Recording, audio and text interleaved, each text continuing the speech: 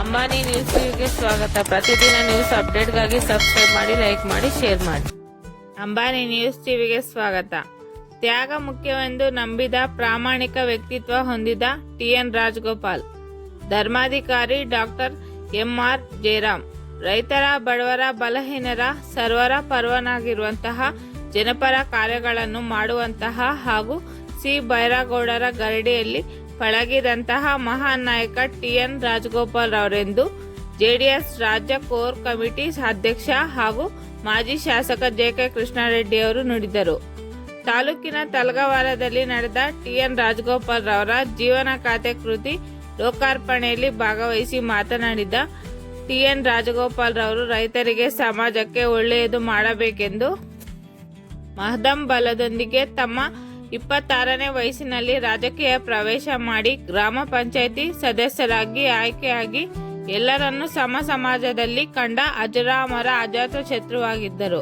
ನನ್ನ ಹಾಗೂ ರಾಜಣ್ಣನವರ ಸಂಬಂಧ 15 ವರ್ಷಗಳಷ್ಟು ಹಳೆಯದಾಗಿದ್ದು, ಅವರು ಗ್ರಾಮ ಪಂಚಾಯಿತಿ ಅಧ್ಯಕ್ಷರಾಗಿ, ತಾಲೂಕು ಪಂಚಾಯಿತಿ ಸದಸ್ಯ ಹಾಗೂ ಅಧ್ಯಕ್ಷರಾಗಿ, ಮಿಲ್ಕ್ ಯೂನಿಯನ್ ಮತ್ತು ಕೋಮಲ್ನಲ್ಲಿ ನಿರ್ದೇಶಕರಾಗಿ ಕೆಲಸ ನಿರ್ವಹಿಸಿ, ಹಾಲು ಉತ್ಪಾದಕರಿಗೆ ಬೇರೆ ಬೇರೆ ಒಕ್ಕೂಟಗಳಿಗೆ ಪ್ರವಾಸ ಕರೆದುಕೊಂಡು ಹೋಗಿ ಅಲ್ಲಿನ ಹಾಲು ಉತ್ಪಾದಕರ ವಿಧಾನಗಳನ್ನು ಪರಿಚಯಿಸಿ ಅದನ್ನು ತಮ್ಮಲ್ಲೂ ಅಳವಡಿಸಿಕೊಳ್ಳಬೇಕೆಂದು ಮಾತ್ರವಲ್ಲದೆ, ಹೈನುಗಾರಿಕೆಯಲ್ಲಿ ಮೊಟ್ಟಮೊದಲ ಬಾರಿಗೆ ಹಾಲು ಕರೆಯುವ ಯಂತ್ರಗಳನ್ನು ಸ್ಥಳೀಯ ಡೈರಿಗಳಲ್ಲಿ ಅಳವಡಿಸಿ ಇತರೆ ಡೈರಿಗಳಿಗೆ ಮಾದರಿಯಾದರು. ಸಹಕಾರ ಕ್ಷೇತ್ರವಾದ ಹೈನುಗಾರಿಕೆ ಕ್ಷೇತ್ರದಲ್ಲಿ ಕ್ಷೀರ ಕ್ರಾಂತಿಯನ್ನು ಉಂಟು ಮಾಡಿದವರು ಹಾಗೂ ನಂದಿನಿ ಉತ್ಪನ್ನಗಳನ್ನು ದೇಶ ವಿದೇಶಗಳಿಗೆ ಪರಿಚಯಿಸಿದವರು ಹಾಗೂ ಟೆಟ್ರಾ ಪ್ಯಾಕ್ ಮೂಲಕ ಹಾಲು ಹಲವು ದಿನಗಳ ಕಾಲ ಕೆಡದಂತೆ ದಾಸ್ತಾನು ಮಾಡುವ ವಿಧಾನವನ್ನು ಪರಿಚಯಿಸಿದವರೆಂದರು. ಪ್ರಾಮಾಣಿಕ, ಪಾರದರ್ಶಕ ಆಡಳಿತದ ಗಣನೀಯಾಗಿದ್ದ ಮಹಾನ್ ನಾಯಕರಾಗಿದ್ದ ಇವರು ಬಡವರ ಬಗ್ಗೆ ಅನುಕಂಪ, ಕಳಕಳಿ ಇತ್ತು. ಅಧಿಕಾರ, ಹಣಕ್ಕಾಗಿ ಆಸೆ ಪಡುವಂತಹ ವ್ಯಕ್ತಿ ಆಗಿರಲಿಲ್ಲ. ತಾತಯ್ಯನವರ ಪರಮ ಭಕ್ತರಾಗಿದ್ದರು. ಶ್ರೀ ಕ್ಷೇತ್ರ ಕೈವಾರ ಧರ್ಮಾಧಿಕಾರಿ ಡಾಕ್ಟರ್ ಎಂ.ಆರ್. ಜಯರಾಮ್ ಅಧ್ಯಕ್ಷತೆ ವಹಿಸಿ ಮಾತನಾಡಿದ ಮನುಷ್ಯರಿಗೆ 2 ಮುಖಗಳಿರುತ್ತವೆ. ಅಂತರಂಗ, ಬಹಿರಂಗ ವ್ಯಕ್ತಿತ್ವಗಳಿರುತ್ತವೆ. ಅಂತರ್ಗಂಧದಿಂದ ಮಾಡುವಂತಹ ಪ್ರತಿಯೊಂದು ಕೆಲಸವೂ ದಿಂದಿಮವಾಗಿರುತ್ತದೆ ಹಾಗೂ ಸಮಾಜದ ಒಳಿತಿಗಾಗಿ ರೂಪುಗೊಳ್ಳುವಂತಹವೆಂದರು. ವ್ಯಕ್ತಿಯ ಕುಟುಂಬ ಮತ್ತು ಮನೆತನದಿಂದಲೂ ವ್ಯಕ್ತಿಗೆ ಶಕ್ತಿ ಮತ್ತು ಅಂಶಗಳು ಲಭಿಸುತ್ತವೆ. ಅಂತಹ ಮನೆತನದ ಬಂದ ಟಿ.ಎನ್. ರಾಜಗೋಪಾಲ್ ರವರಂತಹ ಶಕ್ತಿಯನ್ನು ಹೊಂದಿರುವ ವ್ಯಕ್ತಿಯಾಗಿದ್ದರೆಂದರು. ಕಲ್ವಮಂಜರಿ ಗೋಪಾಲಗೌಡ ಟಿ.ಎನ್. ರಾಜಗೋಪಾಲ್ ರವರ ಜೀವನ ಗಾಥೆಯ ಸಾರಾಂಶವನ್ನು ಸಂಕ್ಷಿಪ್ತವಾಗಿ ತಿಳಿಸಿದರು. ಕೃತಿ ರಚನಾಕಾರ ಟಿ.ವಿ. ನಾಗರಾಜಗೌಡ ಪ್ರಾಸ್ತಾವಿಕ ನುಡಿದರು. ಟಿ. ಆನಂದ್ ಮತ್ತು ತಂಡದವರಿಂದ ವಿವಿಧ ಕೀರ್ತನೆಗಳನ್ನು ಹಾಡಿ ಆರಾಧ್ಯ ನೆರವೇರಿಸಿ ಬಾಲ ಸಾಂಗತ್ಯವನ್ನು ತಿಳಿಸಿದರು.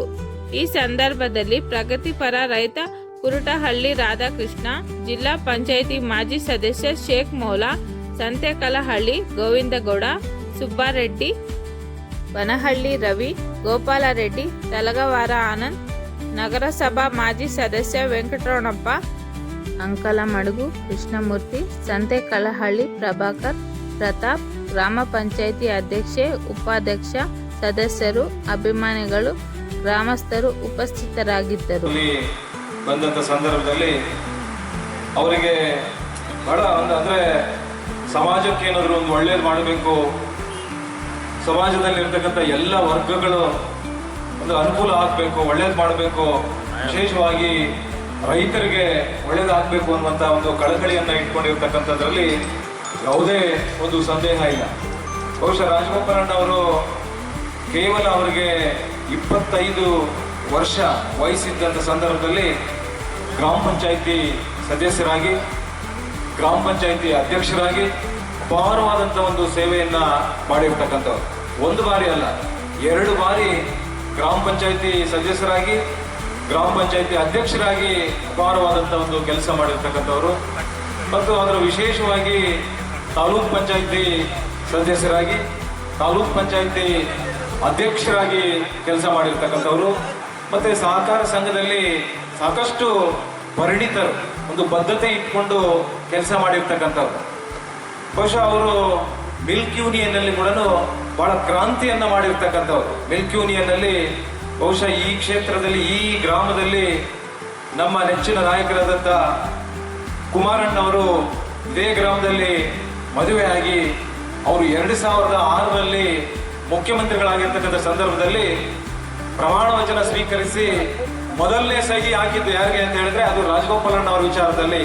ಯಾಕಂದ್ರೆ ಕೋಮಲ್ ಇದರಲ್ಲಿ ಅಧ್ಯಕ್ಷರಾಗಬೇಕು ಅನ್ನುವಂಥ ಸಂದರ್ಭದಲ್ಲಿ ಮೊದಲನೇ ಸಹಿ ಕುಮಾರಣ್ಣವ್ರು ಆಗಿರ್ತಕ್ಕಂಥದ್ದು. ಅಂದ್ರೆ ಕುಮಾರಣ್ಣವ್ರಿಗೂ ಗೊತ್ತಿತ್ತು ಅವರು ಯಾವ ರೀತಿ ಒಂದು ಕೆಲಸ ಮಾಡಬೇಕಾದ್ರೆ ಎಷ್ಟು ಬದ್ಧತೆ ಇತ್ತು, ಜನರಿಗೆ ಯಾವ ರೀತಿ ಅನುಕೂಲ ಮಾಡಬೇಕು, ಏನ್ ಮಾಡಬೇಕು, ಹೇಗೆ ಮಾಡಬೇಕು ಅನ್ನುವಂಥದ್ದು ಎಷ್ಟು ಕಳಕಳಿ ಇತ್ತು ಅಂತ ಹೇಳಿದ್ರೆ ಆ ಒಂದು ಕೋಮಲ್ ಇದರಲ್ಲಿ ವಿಚಾರದಲ್ಲಿ ಬೇರೆ ಬೇರೆ ರಾಜ್ಯಗಳಲ್ಲಿ ಇರ್ತಕ್ಕಂಥ ಆ ಹಾಲು ಒಕ್ಕೂಟ ಕೇಂದ್ರಗಳಿಗೆ ಆ ನಿರ್ದೇಶಕರನ್ನ ಕರ್ಕೊಂಡು ಅಧ್ಯಕ್ಷರಾಗಿ ನಿರ್ದೇಶಕರನ್ನ ಕರ್ಕೊಂಡು ಅಲ್ಲಿ ಯಾವ ರೀತಿ ವ್ಯವಸ್ಥೆಗಳಿದೆ, ನಾವು ಏನ್ ಮಾಡಬೇಕು, ಮತ್ತೆ ಅದೇ ತರ ನಾವು ಮುಂದುವರಿಸ್ಬೇಕಾ ಅಥವಾ ಅದು ಬೇರೆ ರೀತಿಯಲ್ಲಿ ನಾವು ಅದನ್ನ ಒಂದು ಕ್ರಾಂತಿ ಅಂದ್ರೆ ಜನ ಮೆಚ್ಚುವಂತ ಕೆಲಸಗಳನ್ನ ನಾವು ಮಾಡಬೇಕು ಅನ್ನುವಂತ ಪ್ರವಾಸಗಳನ್ನ ಮಾಡಿ ಅಲ್ಲಿ ಯಾವ್ಯಾವ ರೀತಿ ಏನು ವಿದೇಶಕ್ಕೆ ಯಾವ ಉತ್ಪನ್ನಗಳು ಹೋಗ್ತಾ ಇದೆ, ನಾವೇನು ಮಾಡಬೇಕು ಅಂದ್ರೆ ಒಂದು ಕ್ರಾಂತಿಯನ್ನೇ ಮಾಡಿರ್ತಕ್ಕಂಥವರು ಯಾರಾದ್ರೂ ಇದ್ರೆ ಆ ಒಂದು ಮಿಲ್ಕ್ ಯೂನಿಯನ್ ಅಲ್ಲಿ ರಾಜಗೋಪಾಲಣ್ಣವರ ಒಂದು ಸೇವೆ ಅಪಾರವಾಗಿರ್ತಕ್ಕಂಥದ್ದು. ಅವರು ನಾನು ಈ ಕ್ಷೇತ್ರದಲ್ಲಿ ಬಂದ ನಂತರ ನಾನು ಬೆಂಗಳೂರಿನಿಂದ ಬಂದಿದ್ದೆ, ನಾನು ಯಾರು ಏನು ಅನ್ನುವಂಥದ್ದು ಅವ್ರಿಗೇನೂ ಗೊತ್ತಿರಲಿಲ್ಲ. ಆದರೆ ಆ ಒಂದು ಕುಟುಂಬದ ವಿರುದ್ಧ ನಾವು ಹೋರಾಡಿ ನಾವಿಲ್ಲಿ 3 ಸಾರಿ ಸೋತಿದ್ದೀವಿ, ಇಲ್ಲಿ ಗೆಲ್ಲಲೇಬೇಕು ಅಂತ ಹೇಳಿ ಒಂದು ಪಣವನ್ನ ತೊಟ್ಟು ನಿಜವಾಗ್ಲೂ ಕೂಡ ನನ್ನ ಮೊದಲನೇ 2013ರಲ್ಲಿ ನಡೆದಂತ ಚುನಾವಣೆಯಲ್ಲಿ ಮೊದಲನೇ ಗೆಲುವಿಗೆ ಅಪಾರವಾಗಿ ಶ್ರಮಿಸಿ ನನ್ನ ಶಾಸಕರಾಗಲಿಕ್ಕೆ ಮಾಡಿರ್ತಕ್ಕಂಥ ರಾಜಗೋಪಾಲಣ್ಣವರ ಕೊಡುಗೆ ಬಹಳ ಅಪಾರವಾಗಿರ್ತಕ್ಕಂಥದ್ದು. ನಾವೆಲ್ಲರೂ ಕೂಡ ಅವಿಸ್ಮರಣೀಯವಾದಂಥದ್ದು. ನಾನು ಶಾಸಕರಾದ ನಂತರ ಅವ್ರಿಗೆ ಯಾವ ರೀತಿ ಅಂತಂದ್ರೆ ಜನಗಳಿಗೆ ಏನಾದ್ರೂ ಒಂದು ಕೆಲಸ ಕಾರ್ಯಗಳಾಗಬೇಕು ಅಂತ ಹೇಳಿದ್ರೆ ನನ್ನ ಮೇಲೆ ಎಷ್ಟೋ ಸಾರಿ ಬೇಸರನೂ ಮಾಡ್ಕೊಂಡಿದ್ದಾರೆ, ಗಲಾಟೆನೂ ಮಾಡ್ತಾ ಇದ್ರು. ನಾನು ಏನಾದ್ರೂ ಬಂದು ನನಗೆ ಹೇಳಿದಾಗ ನಾನು ಇಂಥ ಕೆಲಸ ಆಗ್ಬೇಕು ಇಂಥ ಅಧಿಕಾರಿಯಿಂದ ಅಂತ ಹೇಳಿದಾಗ ನಾನು ಯಾಕೆಂದ್ರೆ ನಾನು ಹೇಳುತ್ತೆ ಮುಂದಿನ ಶತಮಾನಗಳು ಕೂಡ ಮತ್ತೆ ಮುಂದಿನ ಪೀಳಿಗೆಯಲ್ಲಿ ಯಾರ್ಯಾರು ಹುಟ್ಟಿ ಬೆಳೆದು ಬಂದಿರ್ತಾರೆ ಇಂಥ ಗ್ರಾಮದಲ್ಲಿ ರಾಜಗೋಪಾಲಣ್ಣವರಿದ್ರು. ರೈತರ ಒಂದು ಸೇವಾ ಕ್ಷೇತ್ರದಲ್ಲಿ ಇರಬಹುದು, ರೇಷ್ಮೆ ಬೆಳೆಗಾರರ ವಿಚಾರದಲ್ಲಿ ಇರಬಹುದು, ಕೃಷಿ ವಿಚಾರದಲ್ಲಿ ಇರಬಹುದು, ಹಾಲು ಉತ್ಪಾದಕರ ಸಂಘದ ಅಧ್ಯಕ್ಷರಾಗಿ ಇಲ್ಲಿ ಯಾವ ರೀತಿ ರೈತರಿಗೆ ಸಲಕರಣೆಗಳನ್ನು ಕೊಡಬೇಕು, ಅವರಿಗೆ ಆ ಸೌಲಭ್ಯಗಳನ್ನು ಕೊಡಬೇಕು, ಅವರ ಅನುಕೂಲಗಳನ್ನು ಮಾಡಬೇಕು, ಮತ್ತು ಜಿಲ್ಲಾ ಒಕ್ಕೂಟದಲ್ಲಿ ಯಾವ ರೀತಿ ಕೆಲಸವನ್ನ ಮಾಡಬೇಕು, ಇವೆಲ್ಲವನ್ನ ತೋರಿಸಿ ಅವರ ಕೊಡುಗೆಗಳನ್ನ ಬಿಟ್ಟು ಹೋಗಿರ್ತಕ್ಕಂಥವರು ರಾಜಗೋಪಾಲಣ್ಣವರು. ಬಹುಶಃ ಇವತ್ತು ಅವರ ಮಕ್ಕಳು ಮೊಮ್ಮಕ್ಕಳು ಇನ್ನೊಂದು 50 ವರ್ಷ ಹೇಳ್ಬಹುದು, ಆನಂತರ ಯಾರು ಹೇಳಲಿಕ್ಕೆ ಆಗೋದಿಲ್ಲ. ಬಹುಶಃ ಮುಂದಿನ ಶತಮಾನದಲ್ಲಿ ಇಂಥ ಗ್ರಾಮದಲ್ಲಿ ಇಂಥವರು ಒಬ್ರು ಇದ್ರು ಅನ್ನೋದಕ್ಕೆ ಈ ಪುಸ್ತಕ ಸಾಕ್ಷಿಯಾಗಿರುತ್ತೆ. ಈ ಪುಸ್ತಕ ಹೇಳುತ್ತೆ, ಇನ್ನು 100 ವರ್ಷಗಳು ಈ ಪುಸ್ತಕ ಹೇಳುತ್ತೆ ರಾಜಗೋಪಾಲಣ್ಣವ್ರು ಯಾರು, ಅವ್ರು ಏನ್ ಮಾಡಿದ್ರು ಅನ್ನುವಂಥದ್ದನ್ನ ಈ ಪುಸ್ತಕ ಹೇಳುತ್ತೆ. ಹಾಗಾಗಿ ಪರಮ ಭಕ್ತರು, ತಾತಯ್ಯನವರ ಪರಮ ಭಕ್ತರು, ಅವರನ್ನ ನಂಬಿರ್ತಕ್ಕಂಥವ್ರು, ಸದಾ ಕಾಲ ಅವನ್ನ ಈ ಒಂದು ಅವ್ರು ಬರತಕ್ಕಂಥ ಕೀರ್ತನೆಗಳನ್ನ ಹಾಡಿ ಸಂತೋಷದಿಂದ ಇರ್ತಕ್ಕಂಥ ಅವರು ನಾನು ಕಂಡಿದ್ದೇನೆ. ತದನಂತರ ಆ ವಂಶ ಬರಬೇಕಂತ ಆ ಅಂಶ ರಾಜಗೋಪಾಲ್ ಅವರು ಬಂದಿದೆ. ಏನು ಪರಿಣಾಮ? ಅದು ತ್ಯಾಗದ ಜೀವ, ಇಹಲೋಕದಲ್ಲಿ ತ್ಯಾಗದ ಜೀವ, ತ್ಯಾಗವನ್ನ ಮಾಡ್ಕೊಂಡು ಬಂದು.